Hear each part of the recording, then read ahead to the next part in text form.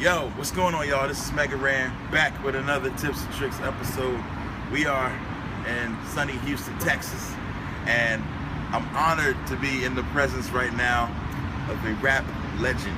And I don't use the word legend lightly. This is the one and only K-Rino. Thank you so much for being here and being able to chat with me. Gotta shout out my man T for hooking this up. This is like rap kid dreams come true. You know what I mean? Gosh, I've been a big fan for a minute. So this Tips and Tricks episode is going to be about maintaining your focus and your hunger and keeping things in perspective. Now, we were just talking earlier about all the different releases out there. You are about at 30 releases. I'm not too far behind that.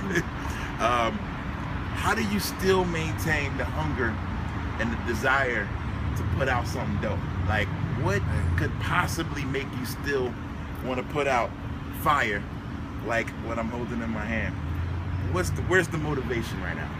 It's a competitive nature that I think all rappers have, especially rappers who grew up in that early era of hip hop where it was all about showcasing skill and trying to see how dope you was lyrically or whatever. But on the same token, the people motivate you, because if you get an album out, if you get a project out and the people are feeling it, anybody with that kind of drive has a mind frame to feel like, I want to do that again. I want to repeat that process again and not disappoint your fan base, your core audience. When I was growing up, I would always have favorite rappers that would be dope for 2, maybe 3 albums, and then they start kind of slipping a little bit. I never wanted to be that dude. I always wanted to be the dude that 5, 10, 15, 20, 30 years later, you're still bringing it. So I think that's the main motivational factor. Okay. So if the day ever came where you started writing the next record and you're like, it ain't really fire like the last one, is that a moment where you say, all right, I need to find some new motivation or things like that? And where does that new motivation come from? If that day was to ever come, then the new motivation would have to come from going back into the history, into the archives, and refinding what drove you in the first place. You know, I'll go back in a minute and listen to some old school stuff that I grew up on. I'll go back and listen to some of my own stuff just to see where I was in that mind frame. I was about to ask you, do you go back on your old stuff, be like, yo, that was fire? Yeah, because what happens is that we not so-called big-time rappers where we just all over the TV and the radio like that, but we do have core audiences that ride with us. And sometimes an artist has a tendency to get complacent in those accolades. You have to check yourself and maintain that humility and that hunger. And if you do that, then you can continue to keep on putting out some heat, man, and keep giving it to them.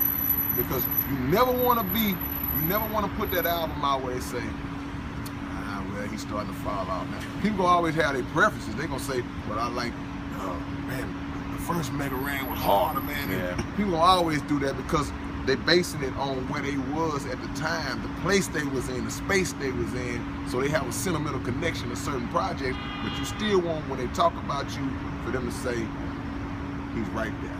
He ain't lost nothing. He ain't lost nothing. Wow. That's real. That's a really good point, man. Wow. Okay. You just taught me. So I hope y'all are listening, because I'm enlightened right now. All right. Last thing. Who or what is your competition at this point in your life? In my life, in my rap What is competition? Career, my rap career, I always say, I see you, big brother. I always say that I'm my biggest competition. And people misconstrue that sometimes and make it seem like I'm disrespecting other rappers. I'm not I'm just saying that whatever bar, whatever standard that you set for yourself, you have to always match or exceed that. You know, you can't control what nobody else writes and what they put out, but you can control what you write and what you put out. So compete with yourself You know, I got a song called Longevity where I touch on that. Compete with yourself, man, and try to outdo. You battle yourself. You know, whatever people say, whatever the fans said, man, that's the best song you ever, or it is.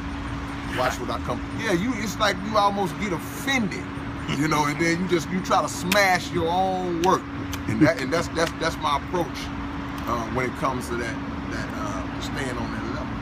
Church. Wow, he over here preaching right now, and it is a Sunday.